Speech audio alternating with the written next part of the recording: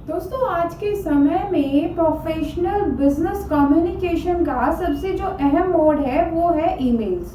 Emails आपके business को grow करने में बहुत इंपॉर्टेंट रोल प्ले करती हैं। अगर आपको इफेक्टिव ईमेल्स लिखनी आती हैं तो आप अपने बिजनेस प्रोस्पेक्ट्स को बहुत इजीली अपने क्लाइंट्स में कन्वर्ट कर पाते हैं। वहीं अगर आपकी ईमेल राइटिंग स्किल्स पुअर हैं तो इसका आपको काफ़ी नुकसान उठाना पड़ सकता है। चाहे आप एक बिजनेसमैन हो, बिजनेस ओनर हो, सेल्समैन हो, मार्केटिंग में हो, या फिर आप किसी भी ऐसी पोस्ट पर काम कर रहे हो जहां आपको क्लाइंट्स के साथ डील करना होता है, तो ऐसे में ईमेल राइटिंग स्किल्स आपके करियर ग्रोथ में बहुत अहम रोल प्ले करती हैं। एक इफेक्टिव ईमेल कैसे लिखते हैं, इसके ऊपर हम पहले ही एक वीडियो बना चुके हैं। ईमेल के कुछ सैंपल्स आपके रिक्वेस्ट पर हमने उस पर भी एक वीडियो बनाई हुई है, उसको भी एक वीडियो में शेयर किया हुआ है। इन दोनों ही वीडियोस के लिंक मैंने नीचे डिस्क्रिप्शन बॉक्स में डाल दिए हैं। अगर आपने हमारी ये वीडियोस अभी तक नहीं देखी हैं तो आप डिस्क्रिप्शन बॉक्स में लिंक है, वहां पर देख सकते हैं। आज की वीडियो में हम बात करेंगे ईमेल्स के रिप्लाई की। दोस्तों, किसी भी ईमेल कम्युनिकेशन में दो इम्पोर्टेंट पार्ट होते हैं। पहला होता है मेल और दूसरा होता है उसका रिस्पॉन्स मेल, यानी कि उसका रिप्लाई।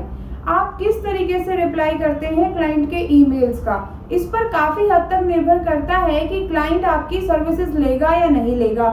लेगा तो कितने दिन तक कंटिन्यू करेगा। ईमेल का रिप्लाई करने का बेस्ट तरीका क्या है? प्रोफेशनल ईमेल का रिप्लाई करते हुए हमें किन बातों का ध्यान रखना चाहिए? कितना टाइमली हमें मेल का रिप्लाई करना चाहिए? क्या हमें इमीडिएटली रिप्लाई कर देना चाहिए या थोड़े टाइम बाद रिप्लाई करना चाहिए? इन्हीं सब बातों के बारे में आज हम डिस्कस करेंगे। तो चलिए दोस्तों, शुरू करते हैं। नमस्कार दोस्तों, मैं विदिशा चौधरी व्यापार मंच में आपका स्वागत करती हूँ। अगर आप भी हमारे चैनल पर नए हैं तो सबसे पहले हमारे चैनल को सब्सक्राइब कर दीजिए और साथ ही प्रेस कर दीजिए इस बेल आइकन को भी, जिससे हमारी लेटेस्ट वीडियोस की सारी नोटिफिकेशंस आपको मिलती रहें। दोस्तों, ईमेल कम्युनिकेशन के दो तरीके होते हैं। या तो आप किसी को ईमेल लिख रहे हो या फिर आप किसी की मेल का रिस्पॉन्स दे रहे हो, यानी कि ईमेल का रिप्लाई दे रहे हो। और बिजनेस में पूरा दिन हम लोग ऑलमोस्ट यही कर रहे होते हैं, या किसी को मेल कर रहे होते हैं या किसी की मेल का रिप्लाई दे रहे होते हैं। फिर चाहे किसी को मीटिंग कंफर्मेशन मेल करनी हो, कोई एप्लीकेशन मेल अप्रूव करनी हो, कोई इंक्वायरी रिस्पॉन्स मेल हो, इनविटेशन एक्सेप्ट करना हो या फिर इनविटेशन डिक्लाइन करना हो, कोई कॉन्ट्रैक्ट मेल हो या फिर एक्नॉलेजमेंट मेल हो, एक्सेट्रा एक्सेट्रा। दोस्तों, प्रोफेशनल ईमेल के रिप्लाई को कभी भी इमीडिएटली रिप्लाई नहीं करना चाहिए। पहले आपको उस मेल को अच्छे से पढ़ना चाहिए, समझना चाहिए, उस मेल को अच्छे से डाइजेस्ट करना चाहिए। उसके बाद ही एक अच्छा सा रिस्पॉन्स सोचकर अपनी ईमेल को थॉटफुली, केयरफुली ड्राफ्ट करना चाहिए।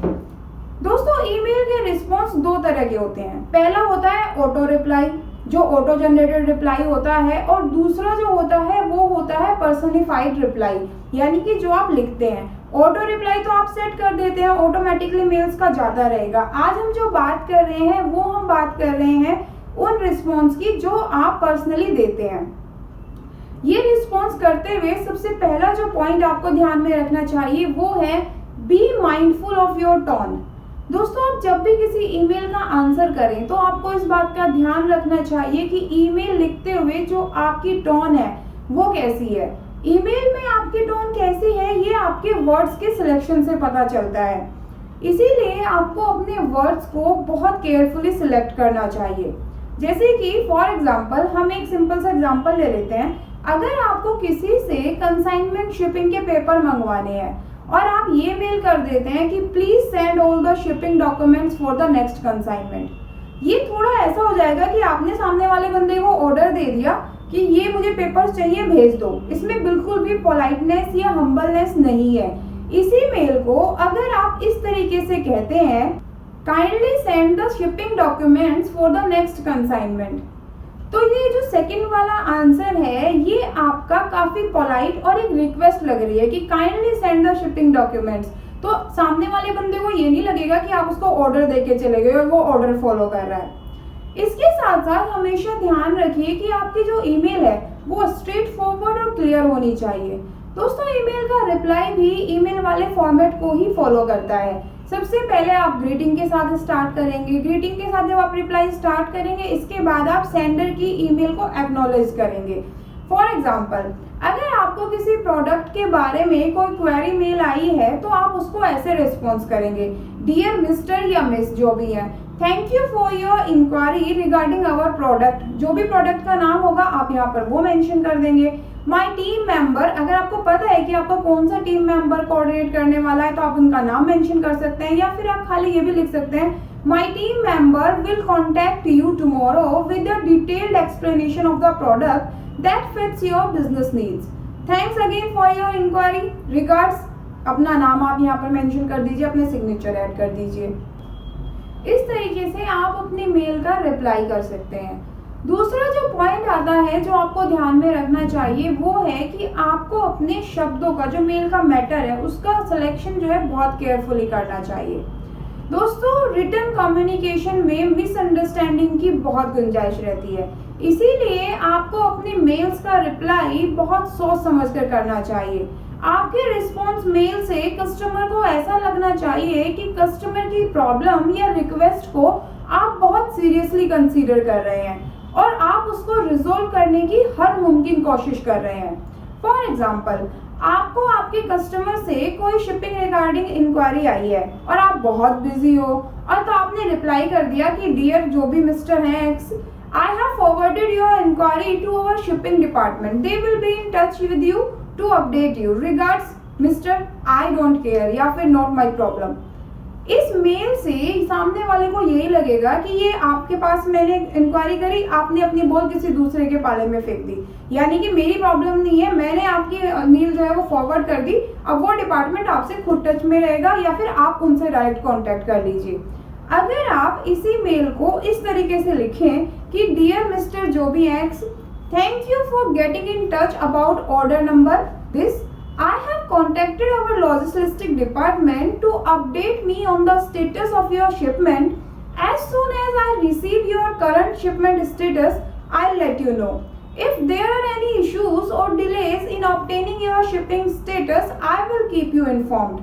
Regards, Mr. I care about customers. इस मेल को पढ़ने के बाद कस्टमर को बहुत अच्छी फीलिंग आएगी। आप ये साबित करेंगे कि आपके लिए आपके कस्टमर्स बहुत इंपॉर्टेंट है।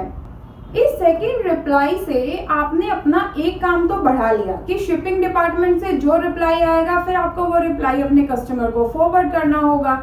लेकिन आप जरा सोचिए, इन दोनों मेल्स को पढ़कर कस्टमर को क्या फील होगा। आपकी जो पहली मेल है वहां पर आप एक केयरफ्री एटीट्यूड शो कर रहे हैं, वहीं आपकी जो दूसरी मेल है उससे जो आपके और आपके कस्टमर के रिलेशंस हैं वो बहुत स्ट्रॉन्ग होंगे और आपको फ्यूचर में इसका पक्का बेनिफिट मिलेगा। नेक्स्ट जो पॉइंट आता है दोस्तों, जो बहुत इंपॉर्टेंट पॉइंट है वो है आउट ऑफ ऑफिस रिप्लाई। जैसा आपने देखा ही होगा कि जहां तक बहुत से लोग छुट्टी पे जाते हैं तो एक आउट ऑफ ऑफिस मैसेज जो है वो लगाकर चले जाते हैं। जब भी आप कोई मेल करते हैं आपको एक मैसेज आ जाता है कि भैया वो बंदा तो अभी है ही नहीं, लीव पे है, जब वो वापस आएगा तब आपका काम हो पाएगा। ये बहुत इम्पोर्टेंट है। आपके लिए बहुत आसान है कि आप 2 वीक की छुट्टियों पर जा रहे हैं और जाने से पहले आपने अपना आउट ऑफ ऑफिस रिप्लाई जो है वो ऑन कर दिया और भूल गए, 2 हफ्ते आपने एंजॉय किया। अब आप जरा अपने कस्टमर के पॉइंट ऑफ व्यू से सोचिए कि क्या ये आउट ऑफ ऑफिस का जो रिप्लाई है वो उनके लिए हेल्पफुल होगा, और उन कस्टमर्स के लिए जिनके सिर्फ और सिर्फ आप ही एक कॉन्टेक्ट पर्सन है इस कंपनी में, आपके अलावा वो किसी और से डील ही नहीं करते, तो उनका क्या होगा। सपोज आपने जो आउट ऑफ ऑफिस रिप्लाई है वो सेट कर दिए कि I am out of the office from November 30th until December 15। Please direct all inquiries to mister so and so @gmail ID या जो भी आईडी है until my return, regards this. ये रिप्लाई आपने सेट कर दिया, दैट्स इट। आपने सोचा आपकी प्रॉब्लम खत्म, पर क्या वाकई आपकी प्रॉब्लम खत्म हो गई? और क्या आपके इस out of office message set करने से आपके कस्टमर को कोई मदद मिलेगी? दोस्तों, आपके इस रिप्लाई से ऐसी फील आती है कि आपने छुट्टी पर जाने से पहले अपने हाथ झाड़ लिए और अपने क्लाइंट्स की रिस्पॉन्सिबिलिटी किसी दूसरे बंदे पर डालकर आप निकल लिए। अब क्लाइंट जाने या आपका कलीग जाने, आपको इससे कोई मतलब नहीं। इसी मैसेज को अगर आप थोड़ा सा इस तरीके से लिखें तो जरा सोचिए, I am currently on leave from November 30th until December 15th. I have fully briefed my very capable colleague Mr. So and so on all ongoing orders and he has access to all of my customer files. If you have any question, then please don't hesitate to contact Mr. X on this email ID mention कर दीजिए और mobile number या extension landline number है वो mention कर दीजिए, extension number this. I'll be back fully refreshed and ready to work together from December 15th. Regards ABC.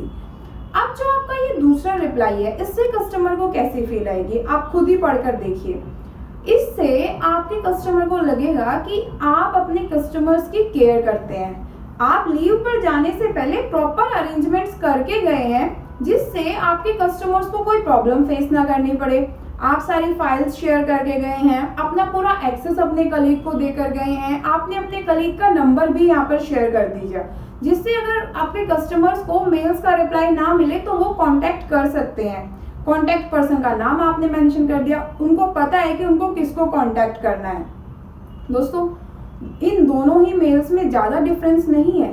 भाई आप जब जाओगे तो आप किसी को तो हैंड ओवर करके ही जाओगे ना टाइम पीरियड के लिए.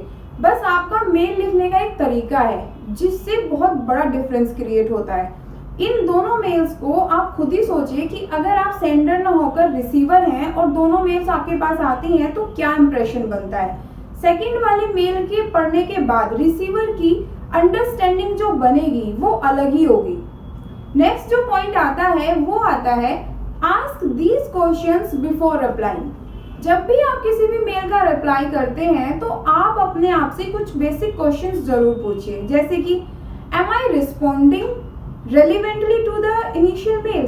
जिस मेल का आप रिप्लाई कर रहे हैं वो आप रेलिवेंटली कर रहे हैं. Second, does my response convey care and diligence. क्या मेरा रिस्पॉन्स जो है वो केयर को कन्वे कर रहा है. Does my response sound robotic और generic. How would I feel if I received the response from a company? ये वाला सबसे इम्पोर्टेंट है. अगर आप किसी भी मेल को भेजने से पहले आप सेंडर ना होकर एज अ रिसीवर सोचेंगे तो आप बहुत ही अच्छी पोलाइट और हम्बल मेल लिख पाएंगे और अपने कस्टमर से कनेक्ट कर पाएंगे. Could I do more. क्या मैं इस मेल को एनहांस करने के लिए कुछ और कर सकता हूँ. ये सारे क्वेश्चंस जब आप पूछेंगे और इसके बाद आप अपनी मेल ड्राफ्ट करेंगे तो आप बहुत ही इफेक्टिव मेल ड्राफ्ट कर पाएंगे. शुरू में आपको थोड़ा सा डिफिकल्ट लगेगा और लगेगा जैसे आपने पता नहीं कौन सा झमेला पाल लिया है. एक तो वैसे ही आपके ऊपर काम का इतना बर्डन है, ऊपर से ये एक ईमेल का बर्डन आपने और ले लिया. लेकिन धीरे धीरे ये आपकी हैबिट बनती जाएगी और जैसे जैसे आप इस हैबिट को इनकलकेट करते जाएंगे आपके लिए कोई मुश्किल नहीं आएगी और फटाफट विद इन द मिनट आप एक इफेक्टिव रिप्लाई जो है वो कस्टमर्स को तैयार करके कर पाएंगे. आपको कोई भी प्रॉब्लम फेस नहीं होगी और जो आपके कस्टमर्स के साथ रिलेशन बिल्ड होंगे और जो आपकी effective communication, effective mail writing का बेनिफिट आपको मिलेगा वो आप खुद भी देख पाएंगे कि कितना बेनिफिट आपको मिलेगा इस चीज़ का. सबसे लास्ट और सबसे इम्पोर्टेंट आपके बिजनेस के लिए जो पॉइंट आता है वो है never reply to business emails comes with a cost. दोस्तों ज़्यादातर कंपनीज की प्रॉब्लम ये होती है कि वो अपने कस्टमर्स की ईमेल्स का रिप्लाई नहीं करते, कोई रिस्पॉन्स नहीं देते और अगर कुछ कंपनी रिप्लाई करती भी हैं तो वो बड़ा ही इनइफेक्टिव या बड़ा ही इनकम्प्लीट, इनएक्यूरेट सा रिप्लाई करती हैं. एक फॉर्मल सा रिप्लाई आता है, दैट्स इट. और छोटे बिजनेस के लिए तो ये बहुत कॉस्टली है कि अगर आप अपने कस्टमर की मेल्स का रिप्लाई नहीं करते. दोस्तों एसेंचर की एक स्टडी के अकॉर्डिंग 91% रिस्पोंडेंट्स इसी बात पर फ्रस्ट्रेट रहते हैं कि कंपनी की कॉन्टैक्ट ईमेल आईडी तो है, उस पर मेल्स भी करते हैं लेकिन वहां से कोई रिप्लाई नहीं आता. रिप्लाई आता भी है तो वो प्रॉपर रिप्लाई नहीं होता, इनअप्रोप्रिएट रिप्लाई होता है.